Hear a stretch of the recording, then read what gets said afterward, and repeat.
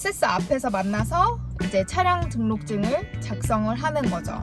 여기서 중요한 거는 차주고 이제 차를 살 사람이잖아요. 그럼 차주가 원래 내가 소유니까 차량 등록증을 가지고 있을 거 아니에요. 자기 이름 앞으로. 그러면 그 원래 있던 차량 등록증에 있는 차주 이름과 새로 작성할 차량 등록증에 인수할 그 이름과 일치하는지 그거를 확인을 하셔야 되는 것 같아요. 왜냐면 또 자기 차가 아닐 수 있고 뭐 이런 혹시 모를 사고를 대비해서 그래서 그 이름을 정확하게 작성이 됐는지 확인하고 더블 체크하면서 하시고 그 서류는 되게 간단해요. 차량 등록증에서 여기는 뭐 블루 페이퍼라고도 부르는데 요만한 종이에 간단하게 적고 가서 제출하시면 됩니다. 스텝 5 그 차주에게 직접 결제를 하는 건데 뭐 이트랜스퍼 하실 수도 있고 뭐 캐시로 하실 수도 있고 하시잖아요. 근데 만약에 캐시로 하신다고 하면 종이에 날짜 적고 나 이 차량을 뭐 얼마 주고 샀다. 그래서 밑에 이렇게 사는 사람, 파는 사람 둘 다 사인할 수 있게 이렇게 서류를 만드는 게 저는 좋은 것 같아요. 근데 사실 그거는 이제 차를 파는 사람 입장에서 준비해야 될 서류긴 하지만 이 사람이 준비를 안 했을 경우에 차를 사는 사람이 확실한 게 좋잖아, 그치? 그러니까 준비를 그렇게 서류에 해가시는 것도 좋은 방법인 것 같아요. 그거는 저희 서류 한번 살짝 보여드릴게요, 저희가. 저희는 다행히 그 차를 파는 사람이 그거를 영수증이라고 하나요? 그렇게 간단하게 적어 오셔서 프린트아웃 해오셔서 사인 서로 해서 각자 주고받고 이런 과정이 있었거든요. 확실한 게 좋으니까 그런 서류 준비하시면 훨씬 도움이 될 것 같아요.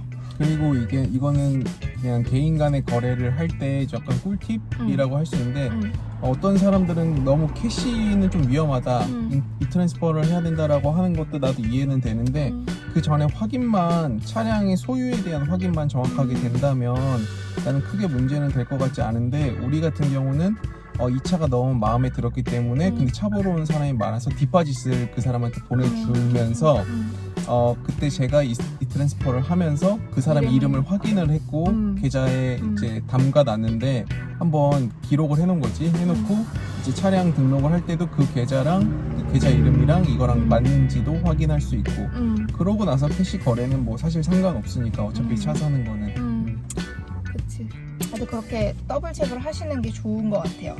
그리고 나서 이제 스텝 6 어세스에 들어가서 거기 앞에 보면은 번호표 뽑아주는 사람이 있어요. 그럼 그 사람한테 그 블루 페이퍼 살짝 이렇게 보여주면서 나 카 레지스터 하러 왔어 라고 하면 이제 번호표 뽑고 기다리면 돼요. 네, 이때 필요한 서류는 그 차량 등록증 블루 페이퍼 그거랑 보험 내가 보험 들은 거 이제 이메일 보여주면 알아서 번호 입력하고 하거든요. 보험 그리고 드라이브 라이센스 요거 세 가지만 주면은 이제 차량 등록을 하고 번호판을 받을 수가 있어요.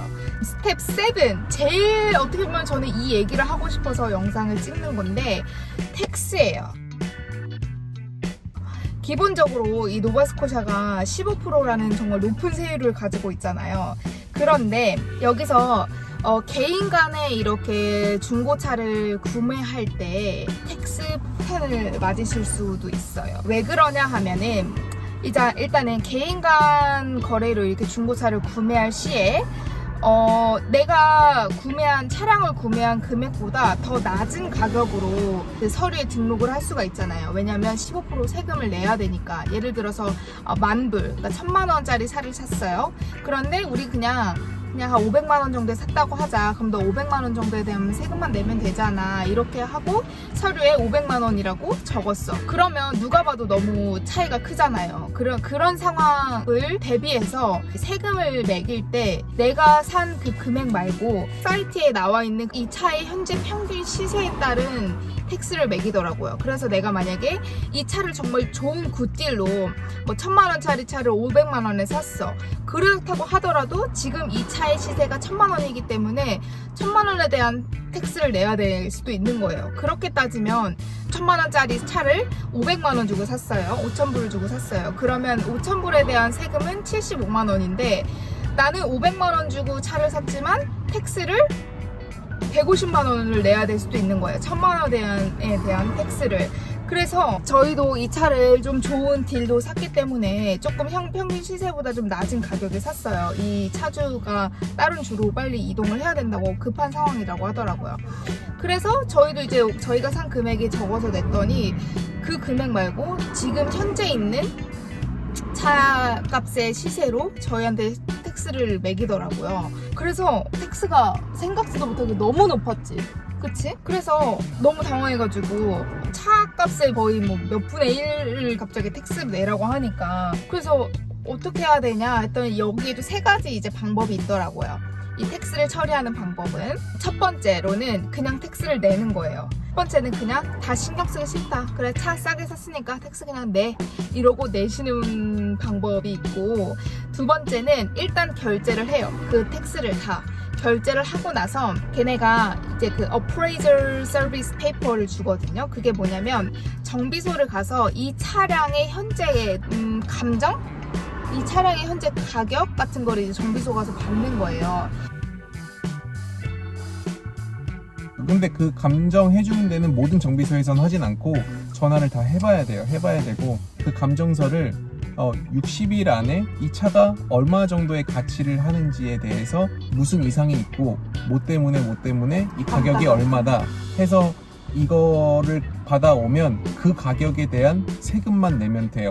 그러면 내가 냈던 부분을 다시 환불받으면 되는 거고 그 차액만큼은. 이게 두 번째 방법이고, 그리고 이제 세 번째 방법은 전체 페이를 하지 않고 일단 임시 플레이트를 받는 거예요. 13불 정도를 결제하고 종이로 된 임시 번호판을 받아와서 이제 이 30일 동안 한 달 안에 이 차에 대한 감정을 받는 거예요. 받아서 똑같은 방법으로 받아와서 이제 30일 안에 갖고 오면 정식 플레이트를 받는 거지. 그러면 이제 정식 플레이트를 받는데 사실 뭐 결제했다가 뭐 환불하고 이런 과정 좀 귀찮으면 사실 세 번째 방법이 제일 좋은 것 같아요. 세 번째 방법은 근데 이 임시 플레이트가 그 판이 아니고 종이로 된 걸 주거든요. 그래서 차량 앞이나 여기 뒷좌석 유리에 붙일 수 있다고 하더라고요. 그래서 어쨌든 앞뒤에 플레이트가 없기 때문에 혹시 경찰이 뭐 세우거나 이런 일이 있을 수도 있을 것 같아요. 같은데 생각보다 임시번호판 차들이 많이 돌아다녀요. 맞아.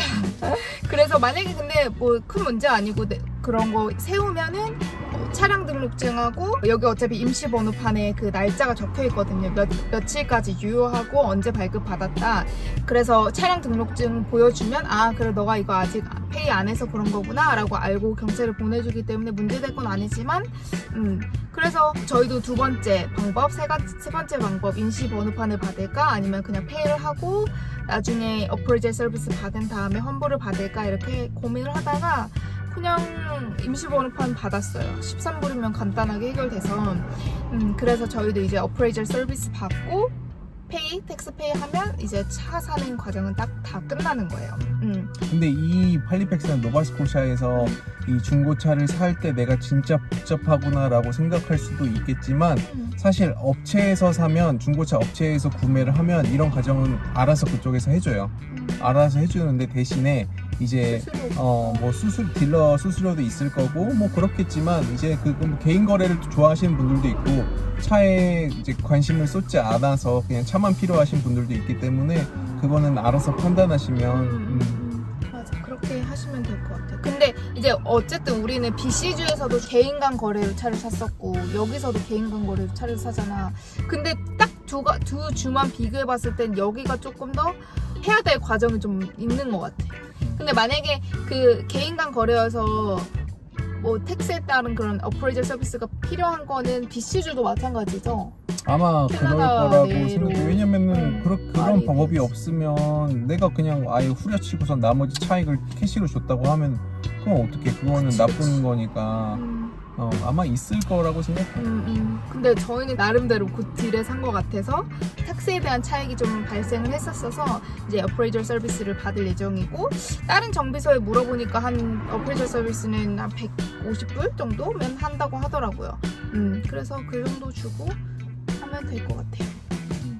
그래서 일단은 저희도 텍스가 너무 높게 나와가지고 저희도 되게 너무 당황을 했었고 이 할리팩스 노바스코샤에서 중고차를 구매하는 절차나 과정이나 이런 거에 대한 정보가 좀 부족해서 좀 많이 찾아보고 좀 헤매고 이런 과정들이 있었기 때문에 이런 영상을 찍어서 하나씩 과정대로 알려드리면 도움이 될 수 있을 거라고 생각해서 이렇게 영상을 준비해 봤습니다.